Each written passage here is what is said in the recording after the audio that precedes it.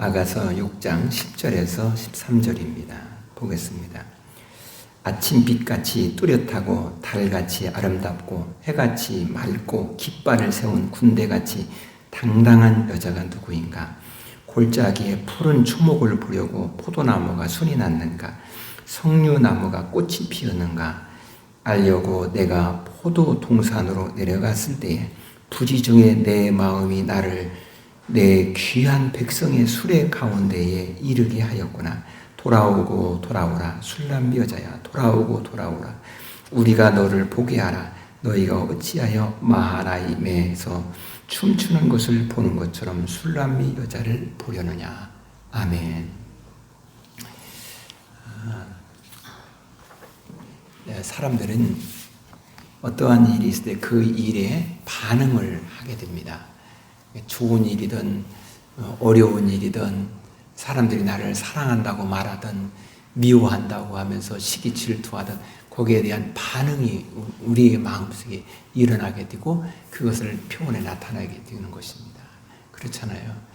그래서 이제 오늘 이 앞부분에서 신랑이 신부에게 이런저런 것을 사랑에 대한 말을 많이 이렇게 합니다. 신부도 역시 그 신랑에 대해 사랑에 대한 말을 고백을 많이 합니다. 이게 서로의 반응이에요. 반응.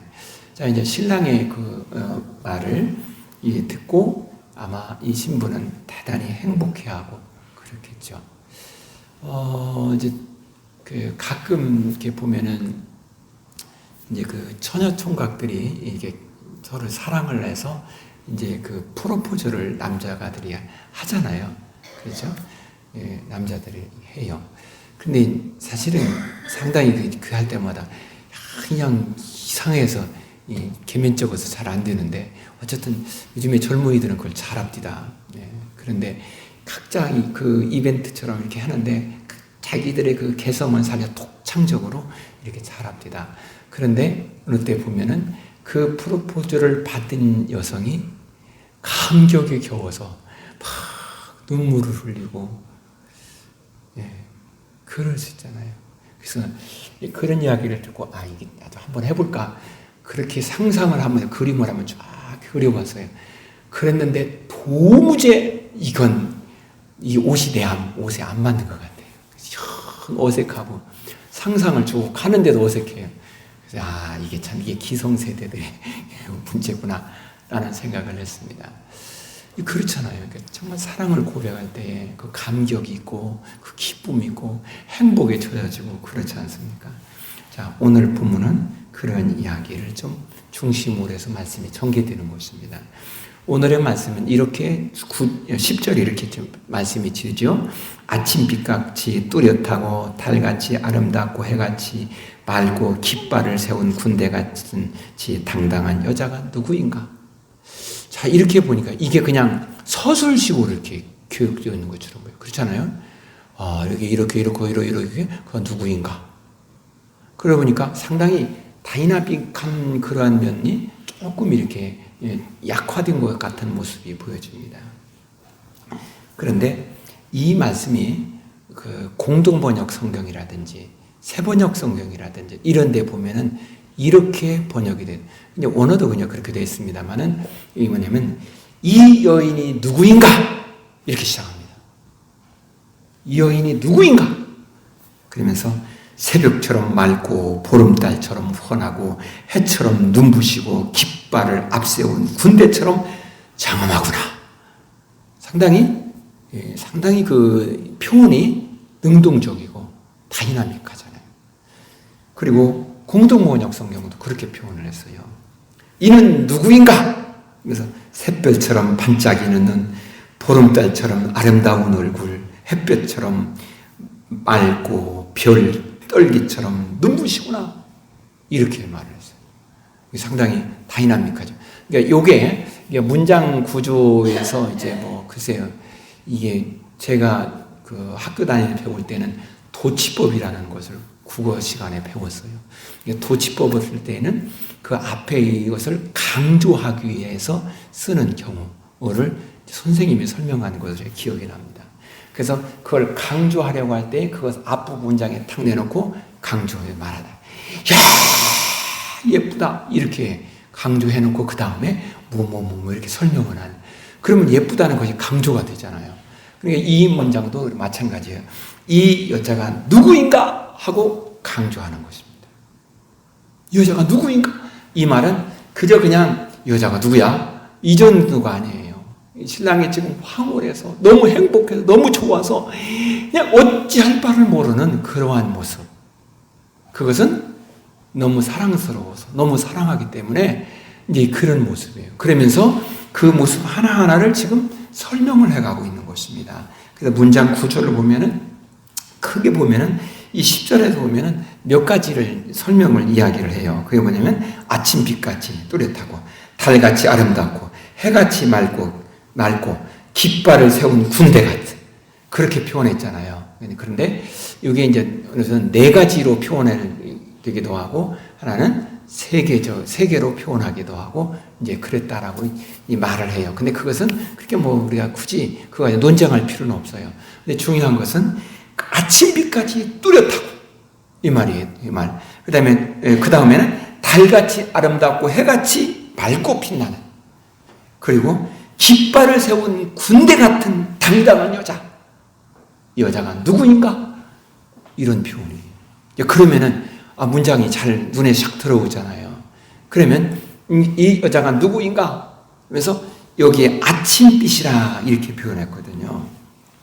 근데 이 아침빛 이 말을 다른 보면은 새벽이라 이렇게 말하죠. 그래서 세번역 성경에는 새벽처럼 이렇게 표현을 했어요. 그리고 이 공동번역 성경에서도 샛별처럼 이렇게 표현하고 있어요. 그러니까 새벽 이 말은 어떤 이 시간적으로 어디냐면은 깊은 밤이 지나고 아침이 이제 밝아오는 먼동이 통하는 이제 어두움이 이제 물러가는 그 시점이에요. 그 시점. 그러니까 이건 아침이라는 말도 되고 새벽이라는 말도 되고 둘 다 표현이 가능한 거 아니겠습니까? 이때에 이렇게 말해 이게 아침빛같이 이렇게 말을 하고 있는 것입니다. 그러면 이 말이 어디서부터 이제 이들은 누구를 말하는 것일까라고 말할 때 많은 이 성경 학자들은 이들은 먼저는 유대인 그리고 이방인 둘 다 여기서 같이 이렇게 말하는 것이다 이렇게 표현을 해요. 그러면서 왜 이것이 유대인 이방인 둘 다 말하는 것인가 라는 것을 쭉 장황에 설명을 해 놓았어요. 그러니까 이 말은 다른 표현 말하면 열방이라는 말이 되는 것이 될 수도 있겠죠. 그러니까 이 새벽빛까지 열방이 새벽빛까지 이렇게 말하는 거죠. 그러면 이제 이 말이 왜 이방인이라고 표현을 했을까? 먼저는 그것은 저들은 아주 칠흑같이 캄캄한 어두운 가운데 살아가는 소망이 없이 그저 그냥 저 별빛을 보면서 그냥 살아가는 그렇게 세상의 사람들이 다 그 어두움에 죄를 지으면서 그렇게 살아가는 것입니다. 그것이 좋은 줄 알고 그런데 그것이 그들에게는 절망의 길이었다. 그런데 그들에게 새벽빛, 아침빛이 다시 말해 어두움이 물러가고 밝은 아침이 지금 다가오는 거예요. 이 말은 여명이 비춰오는 것입니다. 근데 그것이 그냥 시간 되니까 자연이 그냥 밤이 물러가고 아침이 오는 거야. 그렇죠. 자연이치는 그렇죠. 근데 이건 시라고 그랬잖아요. 시적인 표현에서 그 어두움을 물리치고 어두움을 싹 물리치고 그냥 어둠이 물리쳐지나요? 아니잖아요. 지금 하나님이 때가 되어서 아침에 동력에 해가 떠오르게 만듭니다. 그 해가 떠오르면서 아직 해는 안 떠올랐어요. 근데 그 해와 빛이 쫙 이제 막 비춰오잖아요. 그러니까 어두움이 쫙 물러가는. 누가 했는 것입니까? 하나님이죠. 그 어두움에 그 질곡의 늪에 깊이 빠져서 소망이 없고 절망 가운데 있는 그들을 하나님께서 그에게 빛의 소망으로 그를 비추어 주셔서 이제 점점점 어두움에서 벗어나는 것입니다. 여러분 성경적으로 보면은 이제 그 시편이라든지 이런 데 보면 그런 표현이 많아요. 깊은 큰 어두움이 있습니다. 절망이 있습니다. 그런데 그 절망이 있을 때, 깜깜한 어두움이 있을 그때에 이들은 생각하는 거, 야, 지금 내게 이런 절망, 어두움이 막 앞이 깜깜해 보이지 않고 두려움만 밀려오고 뭐 그러지 않느냐, 이렇게 상황은 그렇습니다. 그런데 신앙인은, 하나님의 사람은 얼마 있으면 저 아침 햇빛을, 해를 뜨게 하여서, 해가 뜨기 전에 하나님이 징조를 보여요. 그것은 빛이 쫙 비춰오잖아요. 해는 보이지도 않는데 아직.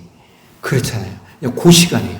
그래서 어두운 가운데 있는 그는 이제 그 어두움에 빠져서 어두움에 헤매서 살아가는 것이 아니라 그의 마음 중심에는 저 아침에 찬란히 해가 떠오르는 것을 소망하는 것입니다.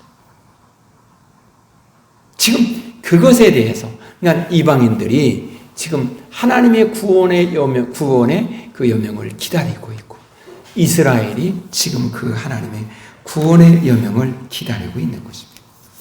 지금 그 이야기를 우리에게 말해주고 있는 것입니다. 그래서 이 모든 것을 우리에게 지금 말해주고 있는 것이 이제 그런 것입니다. 욥기를 보면 욥이 이렇게 말을 해요. 그가 다 건강을 잃었죠. 다 재산을 잃어버렸죠. 다 잃어버렸을 때 욥이 한 고백이 있습니다. 그것은 내가 정금과 같이 나올 것이다 라고 고백을 합니다. 그것은 내가 알아서 정금과 같이 나올 거야 이런 말이 아니에요. 그 말씀이 내가 지금 비록 이렇지만은 하나님이 내게 구원의 은혜의 여명을 비추어서 나로 하여금 이제 정금과 같이 나오게 하실 것이다 라는 이야기예요. 그게 믿음입니다. 그것이 아침 빛같이라는 거예요. 그래서 이 말이 새벽빛같이. 그러면 이 여인이 지금 현실은 어두운 가운데 있는데, 고통과 절망 가운데 있는데, 그가 지금 현실에 그것만 보는 것이 아니라 아침에 찬란히 떠오른 빛, 그 태양은 하나님의 섭리를 따라 움직이는 것입니다. 그 섭리를 따라 움직임으로 어둠이 물러가고 찬란한 아침 낮이 대낮 태양빛이 쨍쨍 내려주는 그때를 기다리고 있는 여인, 그 이야기를 지금 본문은 우리에게 생각하게 만들어주는 것입니다. 그래서 보름달처럼 훤하고 해처럼 순결하고 눈부시다라는 거죠. 그러면서 이 여인이 누구인가? 라고 하는 것입니다. 자, 이 백성들이 그 포로에서 생활을 할 때에 역시 마찬가지입니다.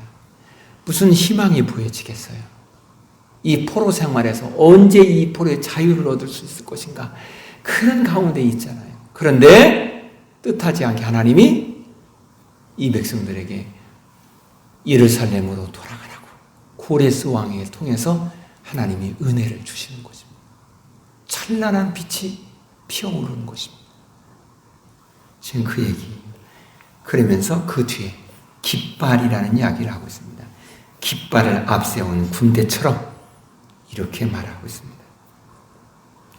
그러면 여기서 깃발을 앞세웠다라는 이야기, 이 말은 그래서 깃발을 세웠다라는 이야기는 그 언어를 보니까 어떤 의미냐면 막 깃발을 내면 휘날리는 것입니다.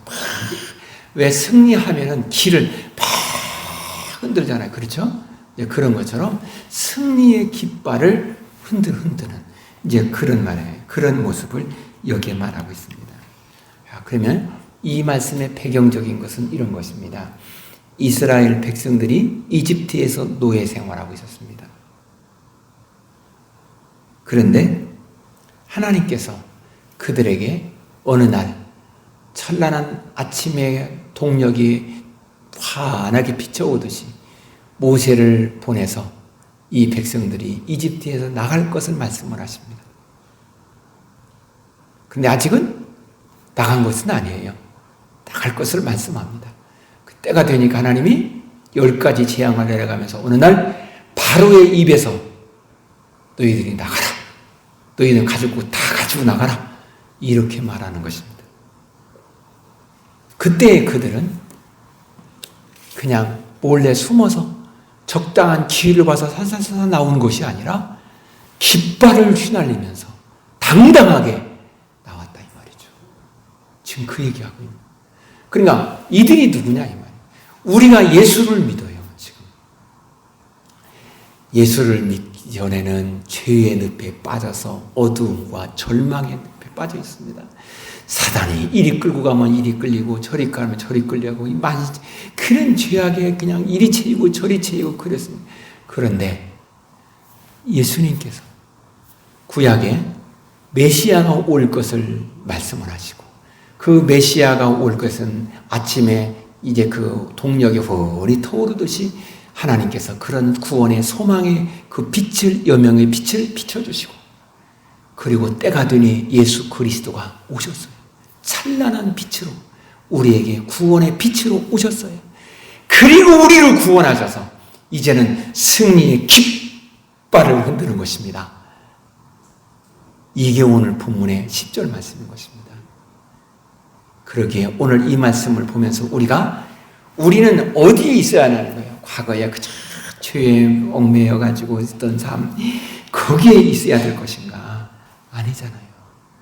우리를 구원하신 예수 그리스도 안에서 승리의 깃발을 흔들.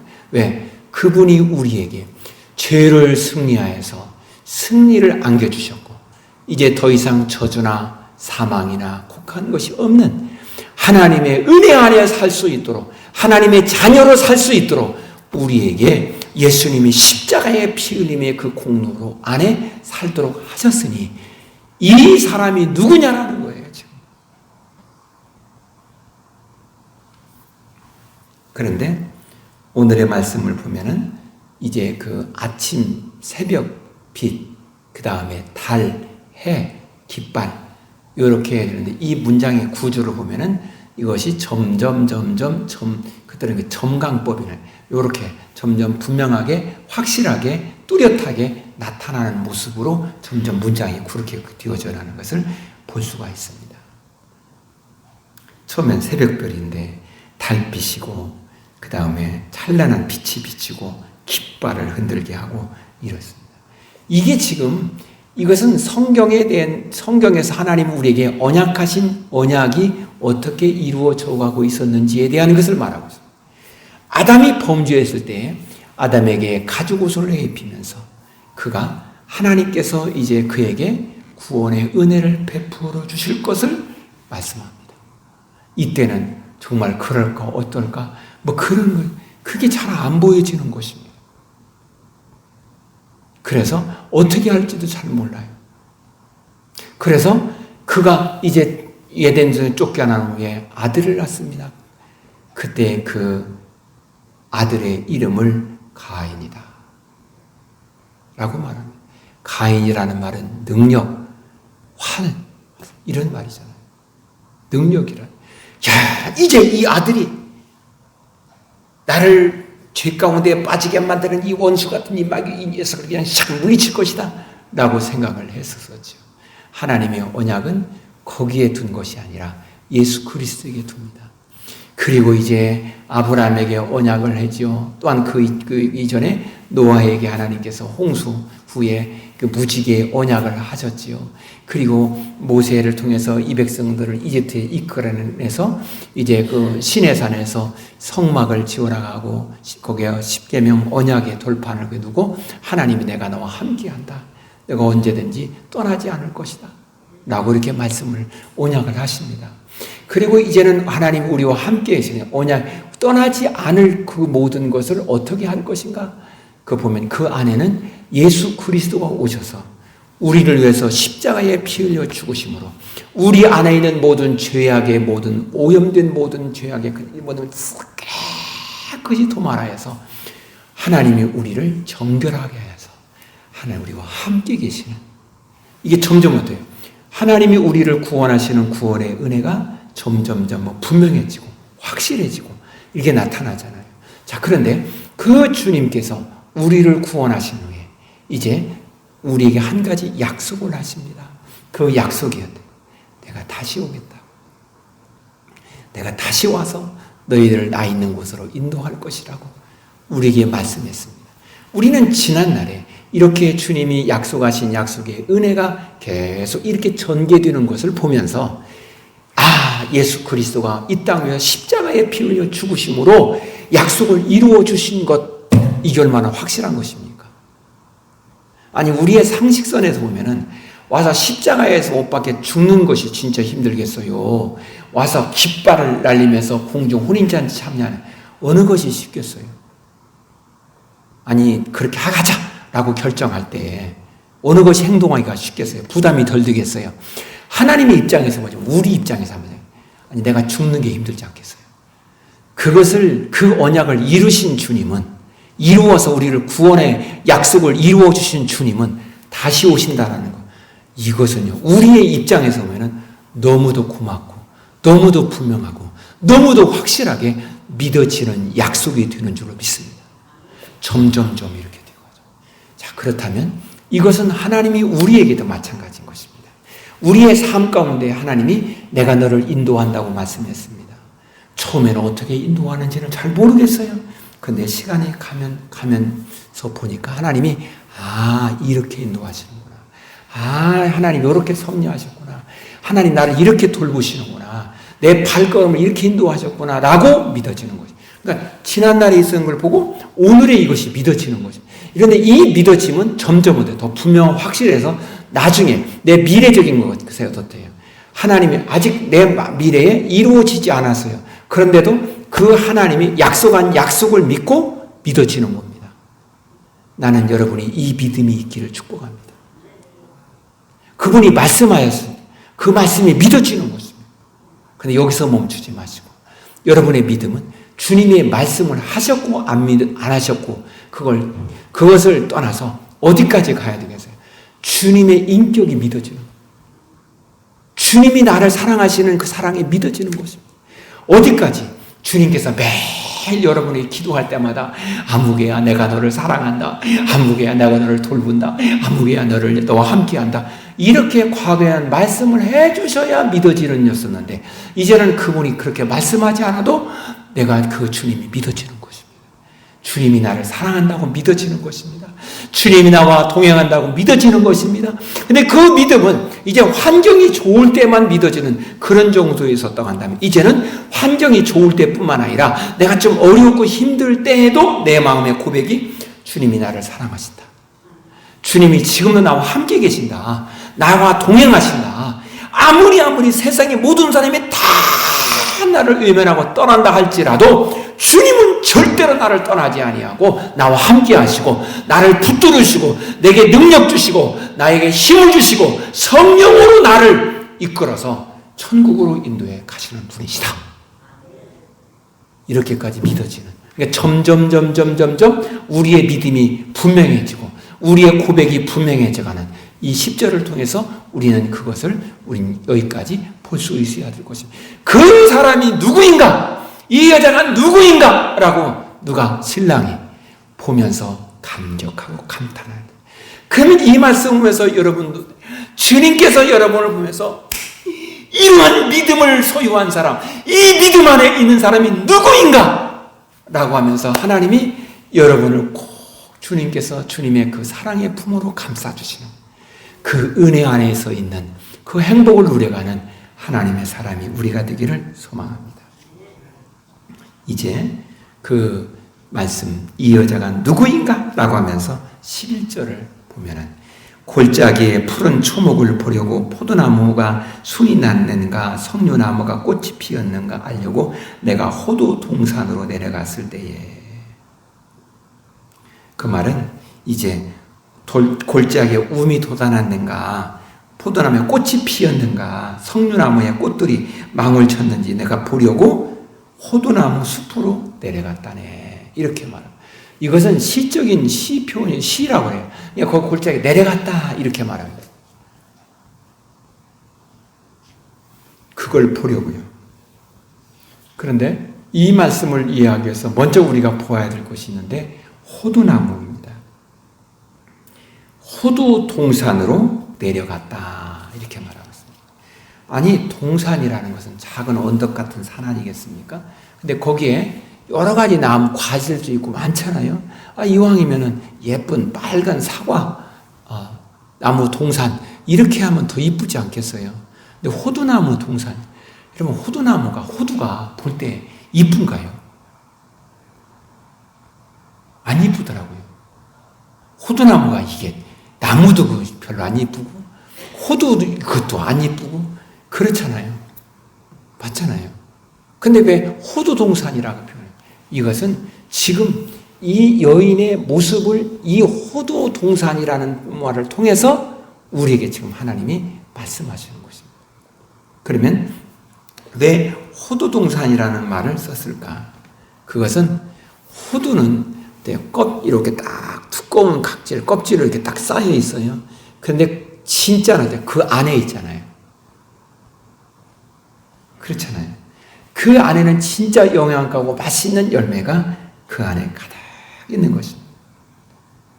그래서 이것을 가지고 이제 이 호두를 이 말씀에 이들은 자기 이스라엘 민족, 자기들을 나타내고 표현하는 것이라 이렇게 말을 해요. 왜냐하면 우리는 겉으로 보기에는 이리 채이고 저리 채이고 그냥 아수르가 오면 아수르의 침략을 당하고 주변의 나라가 그냥 에돔이나 모압이라 이런 나라가 또 오면 거기에 또 당하고 바벨론이 오면 또 당하고 계속 침략을 당하고 고통당하고 이런 민족이었다. 겉으로 보기에는 자랑할 것이 하나도 없는 거예요. 그런데 그 호두나무 그 열매 그 안에 하나님께서 맛있고 충실한 그러한 열매를 그 안에 두었다. 이 말이에요. 그래서 하나님이 우리를 겉으로 보기에는 드러나는 것도 없고 겉으로 보기에는 뭐 하는 것도 없는데 우리 안에는 하나님께서 우리를 위해서 준비해놓은 놀라운 은혜, 이것을 지금 우리에게 말해주고 있는 것입니다. 또 하나, 왜 호두라고 말을 했을까? 네, 사과는 이쁘잖아요.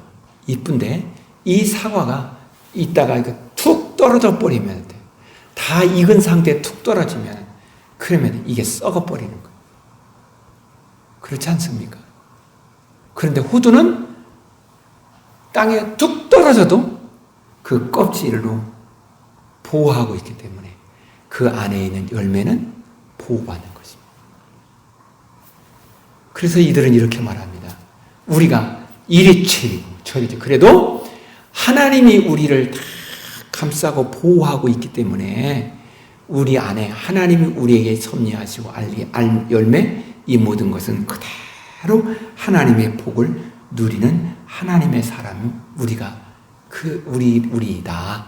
이들은 이렇게 이 호두를 통해서 그들은 그렇게 고백하고 말하고 있습니다. 여러분 그렇다면 우리가 그렇지 않겠습니까? 예수 그리스도를 믿는 사람들을 예수 믿는 사람을 다 당신 예수를 믿으니 참 복이 좋소. 당신 예수 믿는 거 잘했어. 그렇게 쉽게 그렇게 말하는 사람이 어디 있겠어요? 아유 예수 믿는 사람은 정신없어 라고 하고 왜 예수를 믿어? 일요일만 되면 놀러도 가고 가야 되는데 놀러도 못 가고 교회 가야 되고 그 뭐 하면 그냥 교회 가야 되고 뭐 그럼 기도해야 되고 아니 내가 쉴 시간 쉬지도 못하고 등등 그러면서 예수를 믿는 우리를 조금 이렇게 비하해서 말해줬습니다. 그런데 겉으로는 이렇게 드러나고 아름다운 모습이 없는 것 같이 보여져도 하나님이 여러분 안에 성령으로 역사하여서 하나님의 언약하신 복을 다 준비해 놓으셨고 이 복은 누구도 빼앗거나 누구도 어떻게 할 수 없는 복으로 하나님이 은혜로 여러분을 위해서 축복에 감싸 주신 열매인 줄로 믿습니다. 그 얘기를 지금 말해요. 그래서 호두동산이라는 거예요. 근데 이 말을 하기 위해서 앞에서 뭐라고 했냐면 골짜기에 푸른 초목, 포도나무, 석류나무 이런 말을 하고 있습니다. 물론 이 말에 하나씩 골짜기에 푸른 초목, 포도나무, 석류나무 요것만 가져도 상당히 우리가 많은 이야기를 해야 됩니다. 그런데 그것을 그냥 오늘 우리는 그 이야기는 하지 마십시다. 어쨌든 간에 어디로 가 있냐면은 골짜기라고 말하고 있습니다. 골짜기. 그 골짜기가 이 나무가 자라고 그 다음에 포도나무 포도가 열매가 맺고 석류나무 석류 열매가 맺고 그러기 위해서는 골짜기에 물이 흘러야 돼요. 수분이 습기가 있어야 돼요. 그러면 그 모든 다른 곳에는 다 메말라 있어도 여기 있는데요. 습기가 수분이 있는 거예요. 그 얘기를 하려고 하는. 그래서 하나님께서 이 모든 나무들이 잘 자랄 수 있는 환경을 만드시고 하나님이 이래서 이 가꾸시고 그리고 보호하시고 이런 모든 내용을 이 11절을 통해서 우리에게 말해주고 있는 것입니다. 그분이 우리 하나님이십니다. 그리고 12절 말씀에 부지 중에 내 마음이 나를 내 귀한 백성의 수레 가운데 이르게 하였구나. 이게 이제 새번역성경은 이렇게 번역을 해놨어요. 나도 모르는 사이에 나는 어느덧 나의 마음이 시키는 대로 왕자들이 타는 병거에 올라탔네. 이게 이런 말입니다. 이 말의 내용이 이런 것입니다. 어느 날 시골에서 어느 한 그 시골에서 그냥 땡볕에 얼굴이 새카매 그을렀고 그냥 손은 시골에서 일을 하니까 손이 거칠고 그러한 여인이 처녀가 있었습니다. 근데 그 옆에 다른 처녀 친구들도 같이 있었습니다. 그런데 어느 날 거기에 그 동네에 아주 황금마차가 싹 지나갑니다. 지나가더니 그 마차가 그 처녀 앞에 딱 서더니 그 처녀를 그 마차에 탁 태우는 것입니다. 그리고 그럼 탁 가는 것입니다. 그런데 가는 모습을 보니까 그 태운 분이 왕자님이셔요. 동화 속에 있는 내용 같으죠? 그게 우리라는 겁니다. 우리가 죄악의 사슬에서 이리 치이고 저리 치이고 그렇게 그냥 거친 세상에 살고 있을 때 왕자이신 우리 예수님이 황금마차, 구원의 마차를 다 끌고 와서 우리에게 오셔서 우리에게 와서 탁 내 손을 이끌고 그 마차 위에 나를 탁 태웠다라는 거죠. 그런데 그래서 주변에 여인들이 말합니다. 넌 어찌 그렇게 고개 탔냐라고 말합니다. 나도 모르겠네. 왕자님이 나를 여기에 태워서 이렇게 나를 그렇게 했다네. 그 이야기.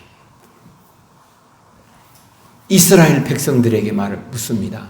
당신들이 어떻게 해서 바벨론에서 포로 생활하는데 어느 날 고레스 왕의 마음을 움직여서 예루살렘에 돌아가 성전을 지으라고 하고 다시 회복하고 이게 어떻게 된 거야?